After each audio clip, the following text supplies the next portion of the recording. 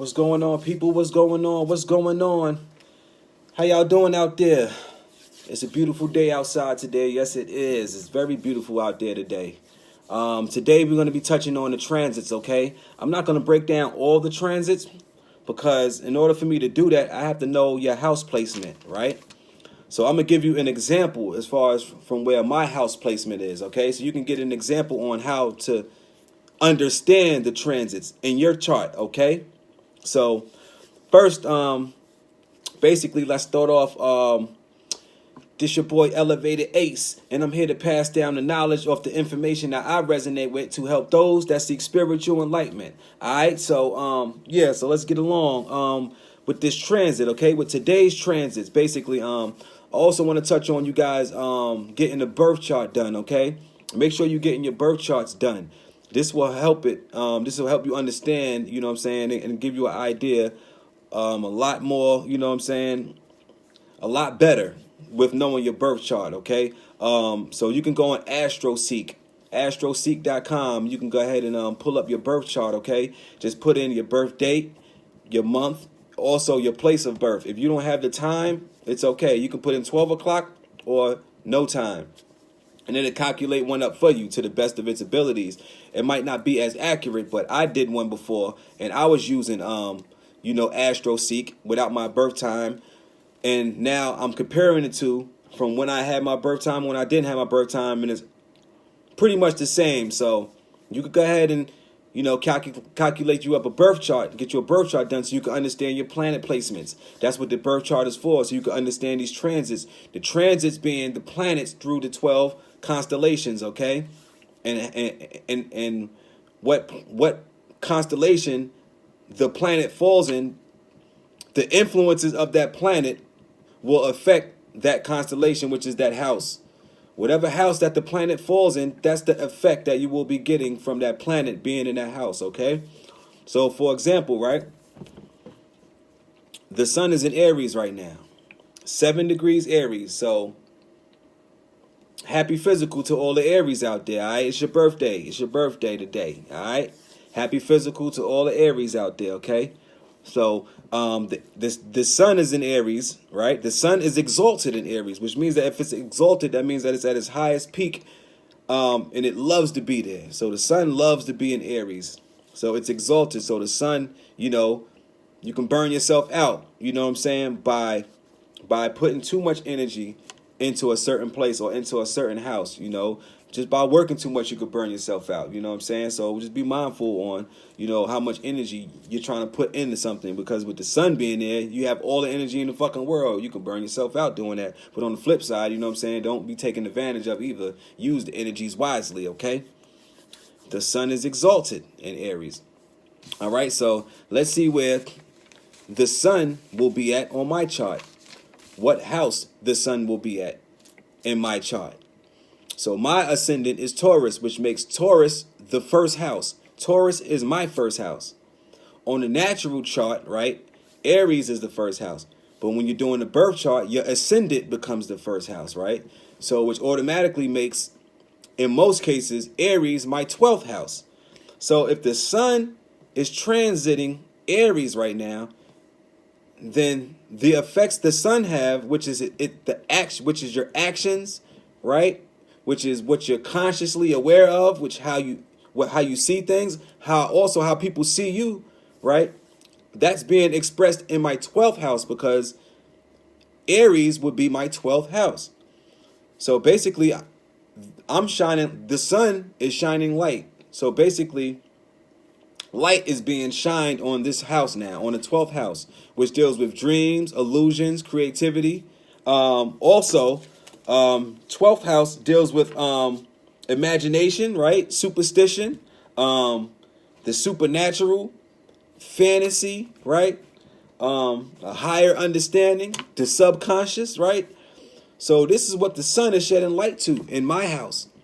So this is what I'm paying attention to right now. I'm paying attention to my dreams, my illusions, my creativity right now. I'm shining light on that because the sun is in Aries right now, right? On the physical, constellations that you can see, the sun is in Aries, which affect my birth chart, you know, being in my 12th house, because my 12th house is Aries. So that's what's that's how this works, all right? So the sun is shining on my 12th house. So it's bringing my dreams, illusions, realities, my fantasies and everything to the opening. It's bringing it out to be seen, you know, to be expressed. That's what the sun does. The sun shines light so things could be seen, so things could be expressed. Okay, so that's the science of the transits. So let's just say that, well, right now the moon is in Capricorn, 15 degrees. The moon don't like to be in Capricorn because the moon is naturally home in Cancer, and Cancer is the opposite of Capricorn, right? So the moon is sleeping Capricorn. So the moon has a little effect as far as influence because it don't like to be in Capricorn. You have to force yourself, and the moon deals with you know, your reactions, you know what I'm saying, how you respond and react, you know, that's the moon. So the moon don't like responding and reacting in Capricorn. It just don't. You have to force it, you know what I'm saying, sometimes. So if I was the one to know what area of life that this is influencing, I would have to find out what house I have Capricorn in. So if my Taurus is my ascendant, then Capricorn would be my 9th house. Okay? You can also have a double house placement. I was telling y'all in the last video, you can have 2 houses. You can have 2 houses being the same sign. Because I have Capricorn in 2 houses. I believe in the 10th and the 11th house, I believe I have Capricorn. So whatever energy it falls in, whatever house it falls in, is whatever house. You know what I'm saying? The house energy is the house energy, okay? So I have Capricorn in the 9th house. So the moon being in Capricorn, how that affects me in my chart, in my area of life, is the 9th house area of life, dealing with knowledge, wisdom, understanding, broad philosophical views, you know what I'm saying, long distance travel. So that's the area that Mars is that the moon, no, that's the area that the moon is affecting right now in my chart. So I'm responding and reacting to those house qualities, to those house archetypes, okay? So my moon is there. So my true self right now, how I'm responding and reacting, is in a 9th house type of way right now, because the moon is in Capricorn. Capricorn is in my 9th house. So I'm basically responding and reacting to higher learning, education, wisdom, knowledge, meaning, reasonings, broad philosophical point of views of looking at the world, and overall experiences, long distance travels. That's what I'm responding and reacting to, because the moon is in Capricorn. Capricorn is my 9th house. That's how that works, okay? So let's do Mars right now. Mars is in Taurus, okay? So with that being said, I look on my birth chart, right? And I want to see where my first house is. I want to see where Taurus is, right? So I look at my chart. Taurus is my ascendant. I have an ascendant Taurus, so that makes it my first house. So if Mars is in Taurus, then basically my passion, willpower, desires, anger, you know, are all focused on my personality, personal issues, personal affairs, personal things, people, places, and things. That's where Mars is at right now. That's what influences Mars has, being in Taurus and being in my first house. So wherever you got Taurus, let's say you got Taurus in the 3rd house, then your willpower, passion, desires will be focused on your surroundings, okay? Your surroundings, person, place, or thing, your close proximities. That's what you will be passionate about. Right now, Mars being in Taurus, I'm passionate about first house stuff. First house stuff is basically, you know, the personality. You know what I'm saying? Personal issues, personal affairs. That's what I'm passionate about right now, because Mars is in Taurus, all right? Now let me give you one more. Mercury, and also Mars is sleep in Taurus. So Mars does not like to be in Taurus. So I have to force my willpower, passion, and desires in order to go with the wave, right? In order to go with the wave, I have to force that. So I would have to force my willpower and my desires within my personality in order for it to be even seen in a positive light, you know what I'm saying? Or for me to present it, you know what I'm saying, as far as energy-wise in a positive light. If not, then it's going to be looked at as being negative, and I'm going to create negative situations for myself, you know, longer down the road if I'm going against the wave. But it's hard for me to go with that wave because Mars don't like to be in Taurus. Mars is asleep. You know what I'm saying? Dolo would say it's asleep. They call it detriment, but Dolo, I get it from, you know what I'm saying, white boys, he would say that it's sleep, and it makes sense to me, you know what I'm saying? Because we're looking at the planets as our family, as family members. So the planets are doing the same thing that we doing, just on a grander scale. So Mars in Taurus is sleeping. So I don't have much effect as far as when it comes to my personal issues, my personal affairs, my personality, the self. I have to work real hard at that if I want that to work, because Mars is asleep here. And that's how that works, okay? So that's the sun, the moon, and Mars. You also have Mercury's in Pisces right now. Mercury's don't like to be in Pisces. So whatever house you have Pisces at, just know that Mercury deals with communicating and analyzing. So it's going to be hard for you to communicate and analyze whatever house, whatever area of life that's in, because Mercury is asleep here. Mercury is asleep in Pisces. All right, so you have to see where Pisces is at, what house you have Pisces at in your charts. Venus is exalted in Pisces. Venus is in Pisces right now. So you have Mercury and Venus in Pisces right now. Okay? Venus is exalted in Pisces. So, you know, it's heavy energy, a heavy influence, you know what I'm saying, of love, appreciating, and valuing the things that are in whatever house you have Pisces in, whatever area of life. It's exalted there. You can exhaust yourself in places that the planets are exhausted, right? If a planet is exalted somewhere, that means that you have heavy energy, a heavy influence at the highest peak. So you have the utmost ability to do whatever you want to do at that point in time in whatever area of life, dealing with whatever planet influence that's there.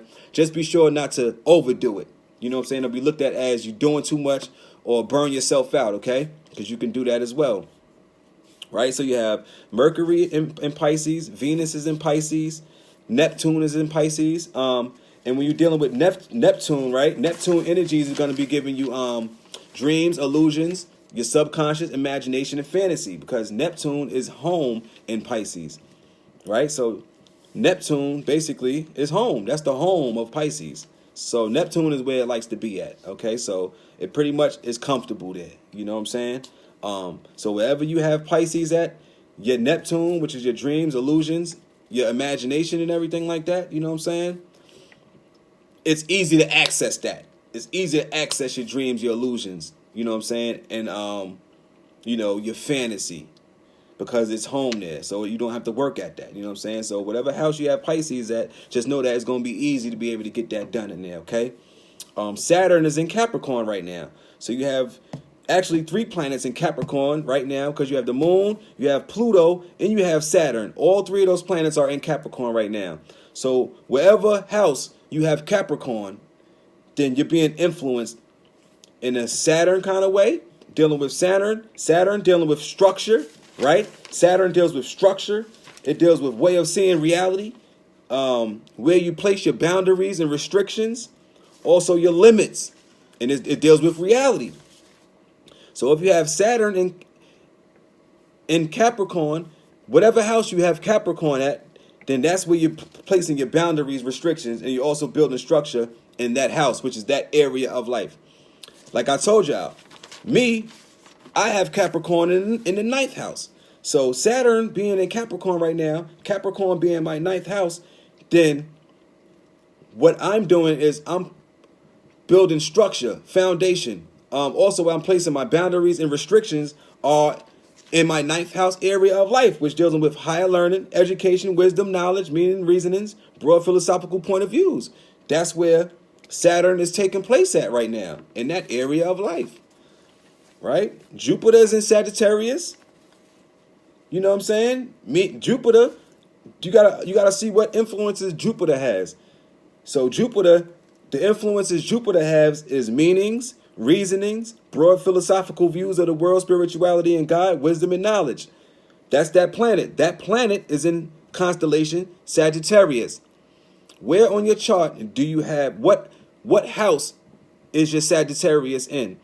If you find out what house your Sagittarius is in, then you can find out what influences that Jupiter has in that area of life. I have Sagittarius. Let's see. Where do I have Sag? I have Sagittarius in the 8th house. The 8th house deals with dreams, illusions, subconscious, imagination and fantasy. You know what I'm saying? That's the 8th house archetype. Okay. Also, what's done in the dark. You know what I'm saying? You know, shit behind the veil. You know what I'm saying? Shit behind the scenes that you don't want people to see. You know what I'm saying? I have Jupiter there, so I have to be careful and I have to watch out now because Jupiter deals with power control, right? Jupiter deals with power control, meaning reasonings. You know what I'm saying? Broad philosophical views. I went through that already, but you see what I'm saying? You see where I'm going with this? All right, so that's how you deal with that's how you do the transits. Okay, so you find out what today's transits. You get you an app right on the transits. You do your birth chart. Okay, you find out your house placement, where your house placement, your Aries, your house at. My rising sign, which is my ascendant and a rising sign, are both the same thing. My rising sign is Taurus. Taurus is my first house, right? Which will make Gemini my second house, Cancer my third house, Leo my fourth house, Virgo my fifth house, Libra my sixth house. You see how that works?